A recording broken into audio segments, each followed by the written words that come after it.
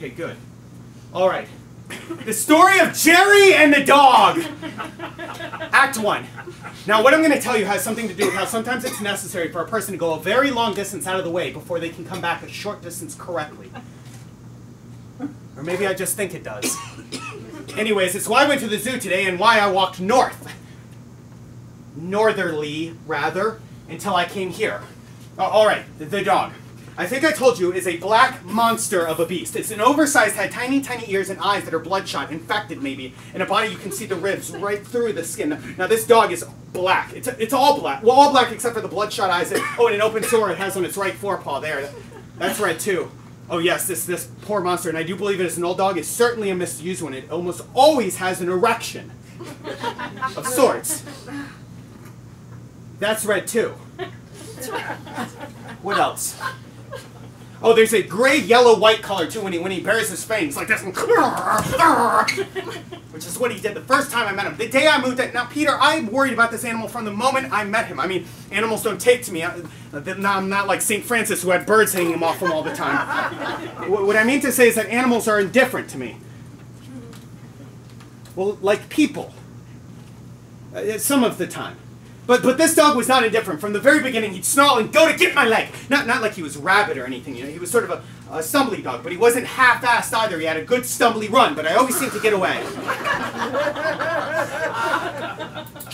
It's not entirely true, Peter. He got my leg once. See right there where it's mended? He got that the second day after I moved there. But I kicked away and I got up the stairs, so that was that. Still don't know to this day how the other roomers managed it, but you want to know what I think, Peter? I think it only has to do with me. Cozy. Anyways, this went on for a few more weeks. Whenever I came in, but never when I went out. That's funny. Or it was funny. I could have packed up my bags and lived out on the street for all the dog cared. Well, anyways, I'm up in my room one day, one of these days after I kicked upstairs, and I made up my mind. I decided, first, I'm going to kill this dog with kindness. And if that doesn't work, I'll just kill him. Don't react, Peter, just listen. So the next day, I went out and I bought a bag full of hamburgers. You know, medium rare, no ketchup, no onions, and on the way home I threw away all the rolls and kept just the meat. Now when I got back to the rooming house, there the monster was, just waiting for me. I half opened the door that led into the entrance hall, and I had the hamburgers, you understand. And I walked in, and I opened up the bag, and I set the bag about 12 feet from where the dog was staring at me, like so.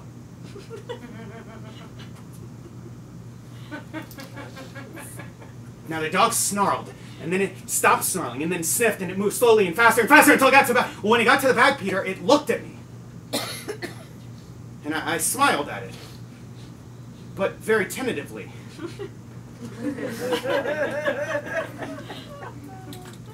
Now, the dog turned its head back to the meat and ate all the bag, almost all of it. It was as if he had never eaten anything in his life before, except maybe like garbage, which might very well be the truth. I don't think the landlady eats anything but garbage, but he ate all the meat, almost all at once, making sounds in his throat like a woman, like and then when he was done with the meat and the hamburgers and tried to eat the paper too, he stopped and he smiled at me.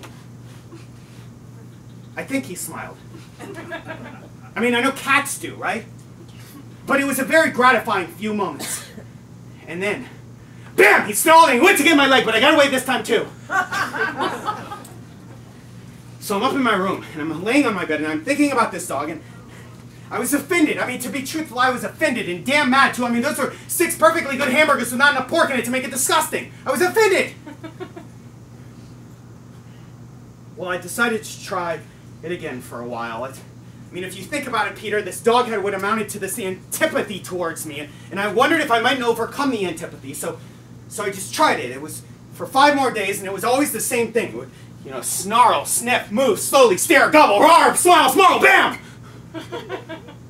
Well, by now Columbus Avenue was just strewn with hamburger rolls, and I was less offended than disgusted. So I decided to kill the dog. Don't worry, Peter, I didn't succeed. The day I tried to kill the dog, I bought 1 hamburger and what I thought was a murderous portion of rat poisoning. And when I got the hamburger, I asked the man behind the counter not to worry with the roll, I just wanted the meat. Now, I expected him to say something like, well, we don't serve hamburgers with no rolls, so what do you want to do, eat out of your hands? But he didn't. He smiled benignly and wrapped my hamburger up in wax paper and said, a bite for your pussycat? Now, what I wanted to tell him was, no, actually, it's all part of a plan that I have to kill this dog I know. can't say a dog I know without sounding funny. So I said a little too loudly, I'm afraid, and too formally, yes, sir, yes, a bite for my pussy cat. People looked up, Peter. It happens whenever I try to simplify things. People look up. But that's neither hither nor thither. So on my way back to the rooming house, I'm eating together the hamburger and the rat poison between my hand like this, feeling as much sadness as I was disgust. And when I got back to the rooming house, the other poor monster was there, waiting for me. Malevolence with an erection. Just waiting. He was waiting to take the offering and then jump me. Poor bastard, he never learned that the moment he took to jump me, that he took to smile, gave me just enough time to get out of range. But there he was. So I entered in through the doorway into the entrance hall, and I set the poison patty down. Like so. And then I moved back to the stairs and I watched. Now the dog just gobbled up all the meat, almost all at once, and then he smiled at me, which almost made me sick, and then bam, he went to get me, but I got away as usual, and he didn't get me as usual.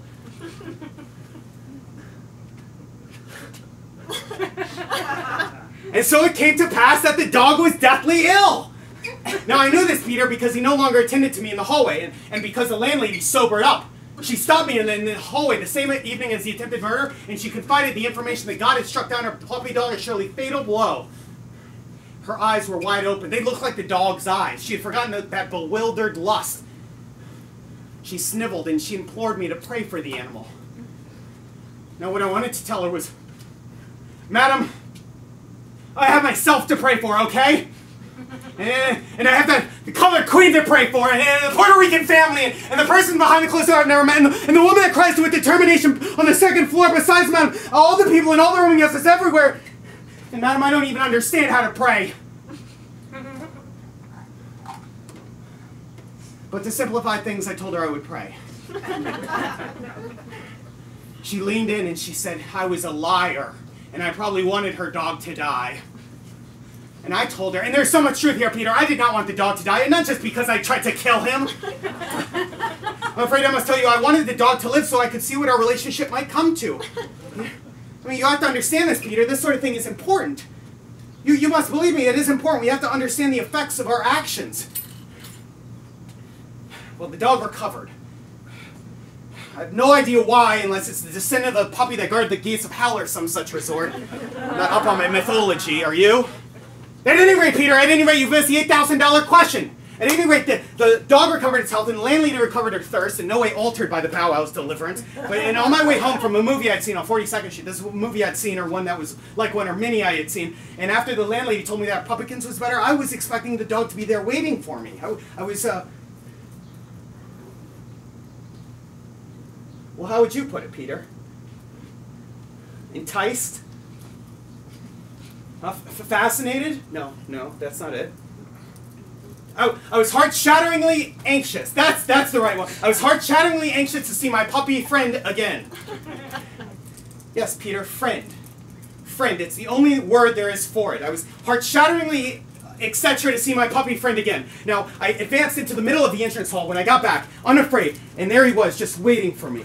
And you know what? He looked better with the scrape with the nevermind. Well, I stopped and I looked at him. And then he looked at me. And we just stayed like that for a while. Just still. Stone statue. Looking at each other. I mean, I looked into his face longer than he looked in... Well, I can look into a dog's face longer than a dog can look into mine, or anybody's face.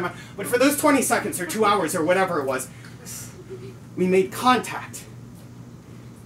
Now here's what I wanted to happen, Peter. I loved the dog, and I just wanted the dog to love me. I tried to love the dog, and I tried to kill it, and neither one had been successful. I just hoped that the dog would understand, much less my motivations. I just hoped that the dog would understand. You know, it's just that if you can't deal with people, Peter, then you have to start somewhere. You know, with animals. You know, if not with people, if not with people, with something, with a bed, with a cockroach, with a mirror. No, that's too hard. That's one of the last steps. With a cockroach, with a carpet, with a roll of toilet paper. No, that's not it. I always check for bleeding. Do you see how hard it is to find things, Peter? Or like a street corner with too many lights and just colors reflecting on oily, wet streets, or a wisp of smoke, or a wisp of smoke, or or pornographic playing cards, Peter, or a strongbox without a lock, or with God, with love, or with vomiting, or with crying because the pretty little ladies aren't going to be pretty little ladies forever, or with making money with your body, which is an act of love and I could prove it, or with howling because you're alive, or with God, or with God who is a colored queen that plucks his eyebrows and wears a kimono. With God who's a woman that cries with determination behind her closed doors. With God who I'm told gave up and turned his back on this whole thing some time ago. With God, with an idea, with someday, with a concept, or with people. People. You know, it's an idea, a concept, and we're better in this humiliating excuse for a jail, Peter. We're better to make one simple, single-minded idea. We're ever better to just understand and be understood. We're better than with the dog. Just that, a dog. Seemed like a perfectly sensible idea at the time. I mean, man is dog's best friend, you remember. So I just stared at the dog. And the dog stared at me. And what we saw that day has been the same ever since, Peter. Whenever I see this dog, whenever he sees me, we just stop where we are. And we regard each other with a mixture of sadness and suspicion. And then we feign indifference. And we walk past each other slowly. It's an understanding. I mean, it's sad, but you have to admit it's an understanding. We had tried many times at contact and we have failed. And what I've learned, Peter, is that neither kindness nor cruelty, independent of themselves, can produce any effect beyond themselves, but that the two combined together at the same time, that's the teaching emotion. And what is gained is loss. The dog has returned to its garbage, and I to solitary but free passage. I mean, I have not returned. What I mean to say is that I have gained solitary passage. If that much more gain can be, or loss can be said to be gain. But the dog and I neither love nor hurt each other anymore because we don't try to reach each other. And it was me trying to feed the dog an act of love, and it was the dog trying to bite me not an act of love. Well, if we can be so misunderstood, then why have we invented the word love in the first place?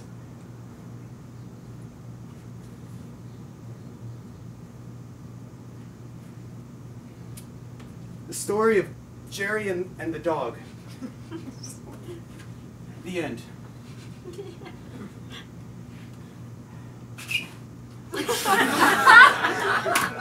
Yeah. What do you think, Peter? Oh, what's that? Huh? Do you think I could sell that story to Reader's Digest? Make a couple $100 on the most unforgettable character I've ever met? Thank you, Jesus. Huh, Peter? Well, Peter, what do you think? I don't understand what... Well, I don't think I understand, but... Why did you tell me all this? Why not? I don't understand. That's a lie. No, it's not. I explained it as I went along, Peter. I went very slowly. It all has to do I with... don't want to hear anymore. Look, I don't understand you or your landlady or her dog. Her dog! I thought that was mine! It is her dog. I don't know what I was thinking, Peter. Of course you don't understand. I don't live on your block. I'm not married to two parakeets or whatever your setup is. I'm a permanent transient and my home is a sickening roomy house at the Upper West Side of New York City, the greatest city in the world. Amen. I'm sorry. I didn't mean to hurt your feelings. Forget about it. I suppose you don't know what quite to make of me, do you? We get all kinds of publishing.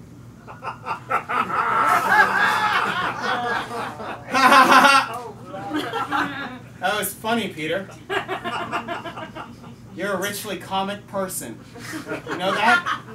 No, not really. Peter, do I annoy you? Or do I confuse you? Well, I have to admit this isn't quite the afternoon I anticipated. You mean I wasn't the gentleman that you were expecting? I wasn't expecting anybody. No, I don't suppose you were. But I'm here and I'm not leaving now. Well, you may not be, but Oh, I think it's time for me to go. Oh, no, Peter, no, stay a while longer. No, really, I should be going. No, Peter, come on. Come on, Stop Peter. that. Stop. Oh, Peter. Stop, no, Peter. No, the Perkins are freaking the dude on the cast or something. Peter. What? Listen to me now. What, Jerry, what? Do you want to know what happened at the zoo? I think I just had my own zoo there for a minute. With the cats making the dinner and the Cats, that was very funny, Peter. I wouldn't have expected it. But do you want to hear what happened at the zoo or not? Yes, yes, by all means, please. Tell me what happened at the zoo. Okay. I don't know what came over me. I'll tell you what happened at the zoo, but let me tell you first why I went to the zoo. Okay, I went to the zoo to see the people, the way that animals exist with people and with themselves, well, and with people, and I guess it wasn't a fair test with everybody surrounded by bars or separated. I mean, mainly the animals from each other, but also from the people. But it's the zoo, so that's the way it is. Now move over. Sorry. So all the children are there, right? And all the people are there, and it's a Sunday afternoon, and I was at Peter, move over, come on. All right. And so it's hot out, and all the stench is out, and all the balloon sellers and the ice cream sellers, and the seals are barking, and the birds are screaming, move over, Peter. Now look here, And I'm there, and it's feeding time at the lion's den. And the lion keeper, he goes into the lion's den to feed the lion. Peter, move over! I can't move over any further, and stop punching me in the arm. What's the matter with Do you want to hear this story or not? I'm not so sure, and I certainly don't want to be punched in the arm. Like that? Stop that! What is the matter with you? I'm crazy, you bastard. That isn't funny. Listen to me, Peter. I want this bench. Now you go over to that bench, and if you're good, I'll tell you the rest of the story. But whatever for it. What is the matter with you? I see no reason why I should give up this bench. I mean, I come to this bench every Sunday afternoon in good weather. It's secluded here. There's never anyone around. I have it all to myself. Peter, I want this bench. No. Peter, I want this bench, and I'm gonna have it. Now you get out of there. No. People can't have everything they want. And you should know that. That's a rule. They can have some of the things they want, but not everything. You imbecile. You're slow-witted, aren't you? Stop that. You're a vegetable. Go lie down on the ground. No, that's enough. Look, I've put up with you all afternoon. Not really. Long enough. I put up with you long enough. I've listened to you because, well, you seem like you wanted to talk to somebody. You put things economically, don't you? And yet, what's the word, Peter? Jesus, you make me sick! Get off my bench! My bench! Get off! God damn you! Look, this is my bench, and I'm not getting off it, and that's that. Now, get away. Go away, I said. Look, if you don't get off this bench, you're a bum. That's what you are. You know what? I'll call a policeman. That's right. I'll have you arrested. I will call the police. Go ahead, call the police. They're all over the west side of the park, chasing fairies down out of trees and bushes. That's their main function. Go ahead, scream your head off. It's not going to do you any good. Police! Police! I warn you, I will have you arrested. I said police! Police! I feel ridiculous. Yeah, you look ridiculous. Grown men yelling in the middle of the park in the afternoon with nobody hurting him. Even if the policeman did come stumbling over, he'd probably take you in as a nut. Good God, I just came here to read. And you want me to give up this bench? You I've are got that. news for you, Peter. I'm on your precious bench, and I'm not giving it back to you anymore. Look, you. I want you off this bench. Now, I don't care if it makes any sense. This is my bench, and I want you off it. Oh, look who's mad. Get out! No. I warn you. Do you know how ridiculous you look now? It doesn't matter. Get off my bench! Why, Peter? Why? You have everything you need. You told me about your home and your daughters and your own little zoo, and now you want this bench, Peter? Is this the thing men fight for? Is this iron? Tell me, Peter, is this iron in this wood? Is this the thing most in the life that you would fight for? Is this your honor? Do you know how absurd that is? Absurd? Look, I'm not going to talk to you about honor or even try to explain it to you. It isn't even a question of honor. But if it were, you wouldn't even understand. You don't even know what you're saying, do you? I mean, you've never had anything more trying in your life than to just change your cat's litter box. Stupid! And now you want this bench? Don't you have any idea, not even the slightest, what other people need, Peter? Boy, listen to you. You don't need this bench, that's for sure. Yes, I do. No, you know what? I come here for years. I get hours of great satisfaction, great pleasure right here, and that's important to a man. I'm a responsible person. I'm a grown-up. Now, this is my bench, and you have no right to take it from me. Then fight for it. Fight for it. Defend your bench. Defend yourself. Fine then. You push me to it. Stand up and fight. Like a man? Yes, like a man if you insist on mocking me any further. I have to give you credit for one thing, Peter. You are a vegetable and a slightly nearsighted one. You know, but I have to tell you, as they say on TV, you know, you have a certain dignity that surprises me. Very well, Peter. Very well. We'll fight for this bench. But we're not evenly matched. You are mad. You're stronger than mad. You're going to kill me! Okay. There's the knife, Peter. You pick it up and now we'll be more evenly matched. No. You pick up that knife, goddammit! You pick up the knife! You fight for yourself! You fight for yourself for a second! You fight for your manhood! You fight, you pathetic little vegetable! You couldn't even get your wife with a male child! It doesn't matter genetics, not manhood, you monster!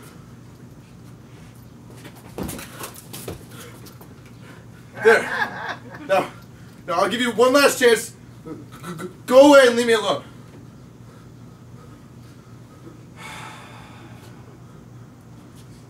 So be it, Peter. Ah! Ah! Ah! Oh my god. Oh my god. Ah! Oh my god. Oh my god. Oh my god. Oh my god. Thank you, Peter. Oh my gosh. Thank you, Peter. Oh my god. Oh my god. Oh my god. I mean that now. Thank you very much. I came on to you, and you comforted me. Oh my god. Hurry away, Peter. Somebody's going to come by, and you don't want to be here when somebody comes. Peter, I have to tell you something else, too. You're not a vegetable. What? You're an animal. You're an animal, too. Oh my god. It's okay. Hurry away, Peter. Oh my god. Hurry. Get out of here, Peter. Wait. Grab your book.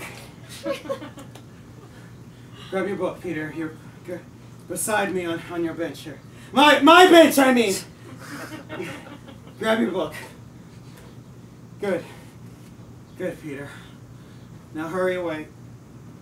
Hurry away, Peter. Your cats are making dinner. Your parakeets are setting the table.